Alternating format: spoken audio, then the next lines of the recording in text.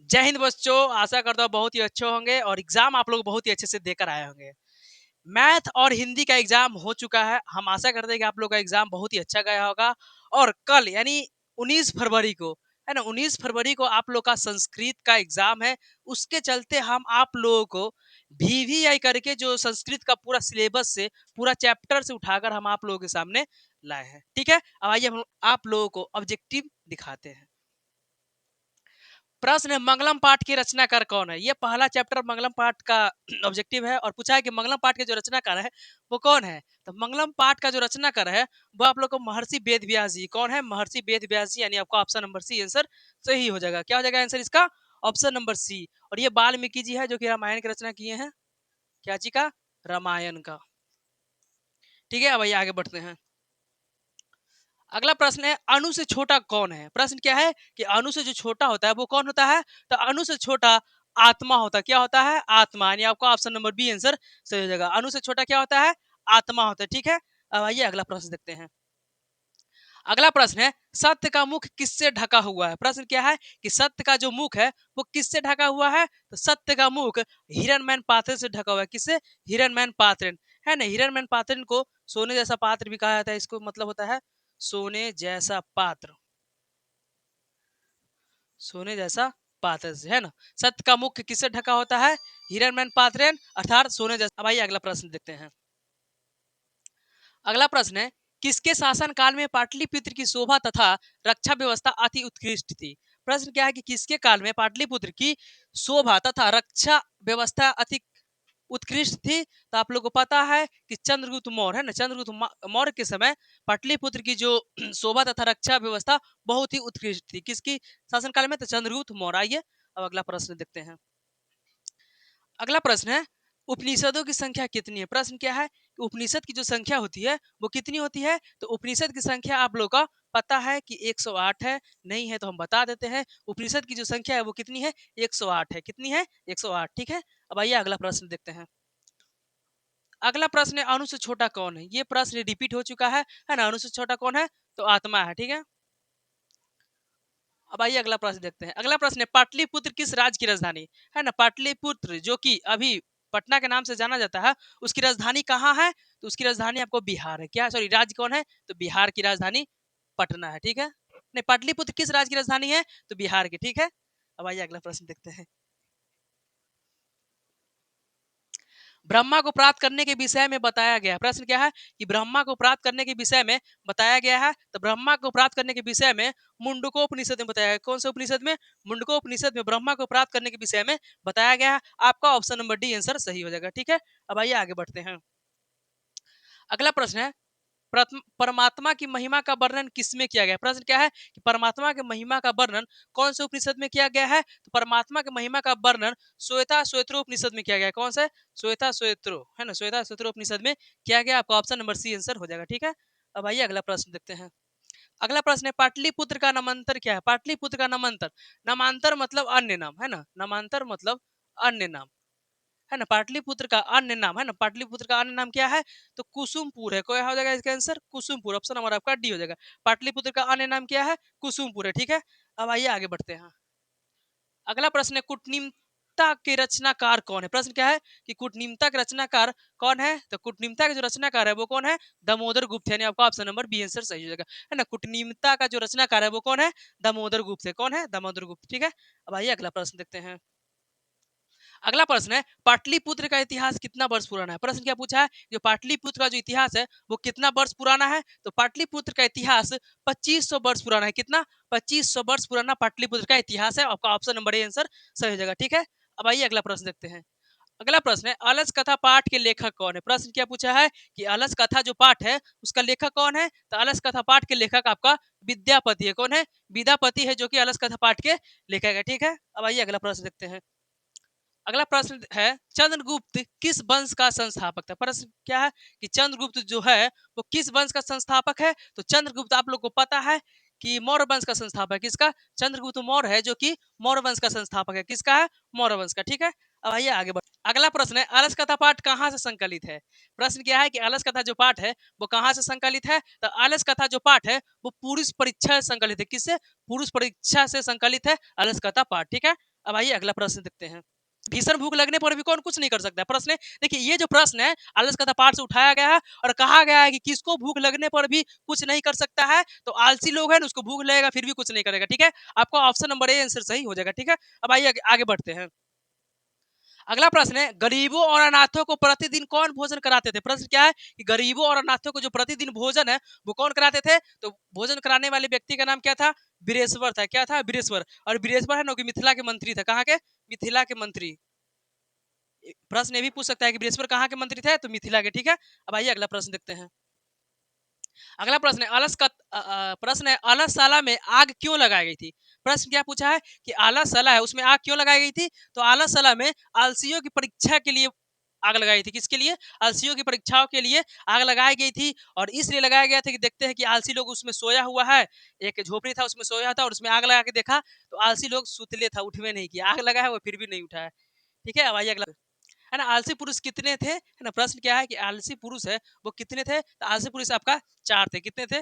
4 आलसी है ना। आलस कथा पाठ में 4 आलसियों के बारे में बताया गया। ठीक है, अब आइए अगला प्रश्न देखते हैं। अगला प्रश्न है, आलस कथा पाठ में किस महत्व का वर्णन किया गया? प्रश्न क्या है कि आलस कथा जो पाठ है उसमें किस महत्व का वर्णन किया गया है? तो आलस कथा पाठ में मानव गुण के बारे में, मानव गुण के महत्व के बारे में बताया गया। किसमें? मानव गुण के बारे में आलस कथा पाठ में बताया गया है। ठीक है, अब आइए अगला प्रश्न देखते हैं। अगला प्रश्न है, मीरा लहरी की लेखिका कौन है? प्रश्न क्या है कि मीरा लहरी है उसकी लेखिका कौन है? तो मीरा लहरी की जो लेखिका है वो पंडित छामा राव है। कौन है? पंडित छामा राव जो एक लेखिका है वो मीरा लहरी की लेखिका है। ठीक है, अब आइए अगला प्रश्न देखते हैं। अगला प्रश्न है, शंकर चरित्रम की रचना किसने की? प्रश्न क्या है कि शंकर जो चरित्रम है उसकी रचना किसने की? तो शंकर चरित्रम की रचना ही भी पंडित छामा राव नहीं किया था। कौन? पंडित छामा राव ने ही शंकर चरित्रम की रचना की थी। ठीक है, अब आइए अगला प्रश्न देखते हैं। अगला प्रश्न है, अच्युत राय की रानी कौन थी? प्रश्न क्या है कि अच्युत राय की जो रानी है वो कौन है? तो अच्युत राय की रानी आपका तिरुमलांबा है। कौन है? तिरुमलांबा है। आपका ऑप्शन नंबर डी आंसर सही हो जाएगा। अच्युत राय की रानी कौन थी? तो तिरुमलांबा। ठीक है, अब आइए अगला प्रश्न है, बदराम्बिका परिणय सहकाव्य की रचना किसने की थी? तो इसकी जो रचना है वो कौन की थी? तो तिरुमलांबा ने की थी। कौन की थी? तिरुमलांबा। आपका ऑप्शन नंबर बी आंसर सही हो जाएगा। ठीक है, अब आइए अगला प्रश्न देखते हैं। अगला प्रश्न है, मधुरा विजयम महाकाव्य की रचना किसने की? प्रश्न क्या है कि मधुरा विजयम महाकाव्य की जो रचना है वो किसने की थी? तो मधुरा विजयम महाकाव्य की रचना आपकी गंगा देवी ने किया था। कौन किया था? गंगा देवी। आपका ऑप्शन नंबर सी आंसर सही जगह। ठीक है, अब आइए अगला प्रश्न देखते हैं। अगला प्रश्न है, पुरुषों और नारियों के सहयोग से किसकी गाड़ी चलती है? प्रश्न क्या बोला है कि पुरुषों और नारियों के सहयोग से किसकी गाड़ी चलती है? तो पुरुषों और नारियों के सहयोग से देश है ना, देश की गाड़ी चलता है। किसकी? देश की। ठीक है, अब आइए अगला प्रश्न देखते हैं। अगला प्रश्न है, किस देश में देवता लोग बार बार जन्म लेते हैं या लेना चाहते हैं ना? किस देश में देवता लोग है वो बार बार जन्म लेना चाहते हैं? तो भारत देश है ना, भारत देश में देवता लोग है वो बार बार जन्म लेना चाहते हैं। किस देश में? भारत देश में। ठीक है, अब आइए अगला प्रश्न देखते हैं। अगला प्रश्न है, किसकी महिमा का सर्वत्र गाई जाती है ना? किसकी महिमा सर्वत्र मतलब सभी जगह गीत गाई जाती है? तो भारत की महिमा है ना, भारत की महिमा का सर्वत्र जगह गीत गाई जाती है। किसकी? भारत की। ऑप्शन नंबर आपका बी आंसर सही हो जाएगा। ठीक है, अगला प्रश्न, भारत भूमि किससे सेवित है? प्रश्न क्या है कि भारत भूमि है वो किससे सेवित है? तो भारत भूमि आपका सागर से भी सेवित है, पर्वत से भी सेवित है और झरना से भी सेवित है। तो आपका ऑप्शन नंबर डी उपयुक्त सभी इसका आंसर हो जाएगा। ठीक है ना, भारत भूमि किससे सेवित है? सागर, पर्वत और झरना तीनों से सेवित है। ठीक है, चलिए अब आगे बढ़ते हैं। अगला प्रश्न है, भारत की शोभा की कौन प्रशंसा करते हैं? प्रश्न क्या है कि भारत की जो शोभा है उसकी कौन प्रशंसा करते हैं? तो भारत की शोभा का आपका देवता लोग प्रशंसा करते हैं। कौन करते हैं? देवता लोग प्रशंसा करते हैं। ठीक है, चलिए अगला प्रश्न देखते हैं। अगला प्रश्न, भारत महिमा का आधुनिक पद किसने रचा? प्रश्न क्या है कि भारत महिमा का जो आधुनिक पद है वो किसने रचा था? तो भारत महिमा का जो आधुनिक पद है वो अध्यक्ष ने रचा था। किसने? अध्यक्ष ने। देखिए चूंकि क्वेश्चन हम लगभग 100 क्वेश्चन है और इसलिए हम क्वेश्चन थी वीडियो को फास्ट लेना चाहते हैं क्योंकि टाइम बहुत कम है और आप लोग तो लंबा वीडियो देखेगा नहीं, इसलिए हम क्वेश्चन को फास्ट लेके जा रहे हैं। ठीक है, आइए अगला प्रश्न देखते हैं। अगला प्रश्न है, भारत महिमा पाठ का प्रथम पद या श्लोक कहाँ से संकलित है? प्रश्न क्या है? भारत महिमा पाठ का प्रथम पद या श्लोक कहाँ से संकलित है? तो विष्णु पुराण से संकलित है। किससे? विष्णु पुराण से संकलित है। भारत महिमा पाठ का जो प्रथम पद या श्लोक है वो कहाँ संकलित है? तो विष्णु पुराण। आपका ऑप्शन नंबर ए आंसर सही हो जाएगा। ठीक है, चलिए आइए अगला प्रश्न देखते हैं। अगला प्रश्न है, जाति धर्म के भेद से युक्त लोग भारत में क्या वहन करते हैं ना? जाति धर्म की भेद से युक्त लोग भारत में क्या वहन करते रहते हैं? तो एकता को वहन करते थे। किसकी? एकता को। आपका ऑप्शन नंबर बी आंसर सही हो जाएगा। ठीक है, अगला प्रश्न देखते हैं। अगला प्रश्न है, भारतीय संस्कृति में कुल कितने संस्कार है ना? भारतीय संस्कृति में कुल कितने संस्कार है? तो भारतीय संस्कृति में आपका कुल 16 संस्कार है। कितने? 16 संस्कार। भारतीय संस्कृति में कितने संस्कार? 16। आपका ऑप्शन नंबर सी आंसर सही हो जाएगा। ठीक है, चलिए आइए आगे बढ़ते हैं। अगला प्रश्न है, गोदान संस्कार किसका दूसरा नाम है ना? गोदान संस्कार है वो किसका दूसरा नाम है? तो गोदान संस्कार आपका केशांत का दूसरा नाम है। किसका? केशांत का जो गोदान संस्कार है वो दूसरा नाम है। ठीक है, अब आइए अगला प्रश्न देखते हैं। अगला प्रश्न है, जन्म पूर्व संस्कारों में कौन सा संस्कार शामिल है? प्रश्न क्या है कि जन्म पूर्व मतलब जन्म से पहले संस्कारों में कौन सा संस्कार शामिल है? तो आप लोग को हम बता दें कि सीमंतो नयन है ना, वो शामिल है। कौन है? सीमंतो नयन। सीमंतो नयन है जो कि जन्म से पहले संस्कारों में शामिल है। किसमें? सीमंतो नयन में। ठीक है, चलिए आइए आगे बढ़ते हैं। अगला प्रश्न है, विवाह संस्कार में कौन सा कर्म कांड मुख्य होता है ना? प्रश्न क्या है कि विवाह जो संस्कार है उसमें कौन सा जो संस्कार है वो मुख्य होता है? तो विवाह संस्कार में आपका कन्यादान है ना, कन्यादान सबसे मुख्य होता है। कौन सा? कन्यादान। आपका ऑप्शन नंबर बी आंसर सही हो जाएगा। ठीक है, चलिए आइए अगला प्रश्न देखते हैं। अगला प्रश्न है, भारतीय संस्कारा पाठ का मुख्य उद्देश्य क्या है? प्रश्न क्या है कि भारतीय संस्कारा पाठ का जो मुख्य उद्देश्य है वो क्या है? तो भारतीय संस्कृति की महत्ता है ना, भारतीय संस्कृति की महत्व के बारे में बतलाता है। किसके बारे में? भारतीय संस्कृति के महत्व के बारे में बताता है। आपका ऑप्शन नंबर ए आंसर सही हो जाएगा। ठीक है, चलिए आइए आगे बढ़ते हैं। अगला प्रश्न है, केशांत संस्कार में कौन सा कर्म मुख्य होता है? प्रश्न क्या है कि केशांत जो सरकार संस्कार है उसमें कौन सा कर्म मुख्य होता है? तो केशांत संस्कार में आप लोग का मुंडन है ना, मुंडन सबसे मुख्य होता है। कौन? मुंडन है जो कि सबसे प्रमुख होता है। कौन से संस्कार में? तो केशांत सरकार में। कौन से? केशांत संस्कार में। ठीक है, चलिए अगला आगे बढ़ते हैं। अगला प्रश्न है, शैशव संस्कारों में कुल कितने संस्कार होते हैं? प्रश्न क्या है कि शैशव संस्कार में कुल कितने संस्कार होते हैं? तो शैशव संस्कार में है वो कुल 6 संस्कार होते हैं। कितने? 6 संस्कार। आपका ऑप्शन नंबर बी आंसर सही हो जाएगा। ठीक है, चलिए आगे बढ़ते हैं। अगला प्रश्न है, नीति श्लोक पाठ के श्लोक किस ग्रंथ से संकलित है? प्रश्न क्या है कि नीति श्लोक पाठ के श्लोक किस ग्रंथ से संकलित है? तो महाभारत से संकलित है। कौन से? महाभारत से संकलित है। ठीक है ना, आइए आगे बढ़ते हैं। अगला प्रश्न है, किस संस्कार के बाद शिष्य गृहस्थ जीवन में प्रवेश करते हैं? प्रश्न क्या है कि किस संस्कार के बाद शिष्य वो गृहस्थ जीवन में प्रवेश करता है? तो हम आपको बता देते हैं कि समावर्तन संस्कार है ना, समावर्तन संस्कार के बाद शिष्य वो गृह जीवन में प्रवेश करते हैं। ठीक है, आइए अगला प्रश्न। अगला प्रश्न है, विदुर ने धृतराष्ट्र को किस प्रकार का उपदेश दिया? प्रश्न क्या है कि विदुर ने धृतराष्ट्र को कौन सा उपदेश दिया था? तो विदुर ने धृतराष्ट्र को परमार्थिक उपदेश दिया था। कौन सा? परमार्थिक उपदेश। आपका ऑप्शन नंबर सी आंसर सही हो जाएगा। ठीक है, आइए अगला प्रश्न देखते हैं। अगला प्रश्न है, नीति श्लोक में मूर्ख का एक लक्षण क्या बताया गया? प्रश्न क्या है कि नीति श्लोक में मूर्ख का एक लक्षण क्या बतलाया गया है? तो नीति श्लोक में आपको जो बिना बुलाया होता है ना, उसी को नीति श्लोक पाठ में मूर्ख बताया। क्या? जो बिना बुलाए आ जाता है उसी को नीति श्लोक पाठ में मूर्ख बताया गया। ठीक है, आइए आगे बढ़ते हैं। अगला प्रश्न है, नीति श्लोक में क्षमा किसका नाश करती है? प्रश्न क्या है कि नीति श्लोक पाठ में क्षमा है वो किसका नाश करती है? तो नीति श्लोक पाठ में आपका क्षमा है वो क्रोध का नाश करती है। किसका? क्रोध का नाश करती है। आपका ऑप्शन नंबर बी आंसर सही हो जाएगा। ठीक है, चलिए आइए आगे बढ़ते हैं। अगला प्रश्न है, नीति श्लोक के अनुसार मनुष्य के कितने दोष त्यागने चाहिए? प्रश्न क्या है कि नीति श्लोक पाठ के अनुसार मनुष्य को कितने दोष त्यागना चाहिए? तो मनुष्य को कुल 6 दोष है ना, 6 दोष को त्यागना चाहिए। कौन से कितने दोष? 6 दोष को। ठीक है, चलिए आइए आगे बढ़ते हैं। अब नीति श्लोक में किन्हें गृह का लक्ष्मी कहा गया? तो नीति श्लोक में आपका स्त्रियों का ना गृह का लक्ष्मी क्या कहा गया? किसका? स्त्रियों का। ठीक है, ऑप्शन नंबर सी इसका आंसर सही हो जाएगा। ठीक है, अगला प्रश्न है, नीति श्लोक में नरक के द्वार कौन कौन से है? प्रश्न क्या है कि नीति श्लोक पाठ है उसमें नरक का जो द्वार है वो कौन कौन से है? तो नीति श्लोक पाठ में नरक के द्वार है वो काम है, क्रोध है और लोभ है। यानी आपका ऑप्शन नंबर सी हो जाएगा। क्या हो जाएगा आंसर? आपका बी हो जाएगा, है ना। काम, क्रोध, लोभ है ना, नीति श्लोक में नरक के द्वार बताया गया। ठीक है, चलिए आइए अगला प्रश्न देखते हैं। अगला प्रश्न है, कर्मवीर कथा में मुख्य पात्र कौन है? प्रश्न क्या है कि कर्मवीर कथा जो पाठ है उसमें मुख्य पात्र कौन है? तो कर्मवीर कथा में जो कि मुख्य पात्र है वो कौन है? राम प्रवेश राम है। कौन है? राम प्रवेश राम है जो कि कर्मवीर कथा के मुख्य पात्र है। आपका ऑप्शन नंबर ये सही हो जाएगा। ठीक है, चलिए आइए आगे बढ़ते हैं। अगला प्रश्न है, कर्मवीर कथा के अनुसार राम प्रवेश राम ने किस परीक्षा में प्रथम स्थान प्राप्त किया? है ना, कर्मवीर कथा पाठ के अनुसार राम प्रवेश राम ने किस परीक्षा में प्रथम स्थान प्राप्त किया है? तो केंद्रीय लोक सेवा परीक्षा में, ना केंद्रीय लोक सेवा परीक्षा में राम प्रवेश राम ने प्रथम स्थान प्राप्त किया है। कौन सा स्थान? प्रथम स्थान। ठीक है, अब आइए आगे बढ़ते हैं। अगला प्रश्न है, कर्मवीर कथा में शिक्षक ने राम प्रवेश राम को क्या प्रेरणा दी?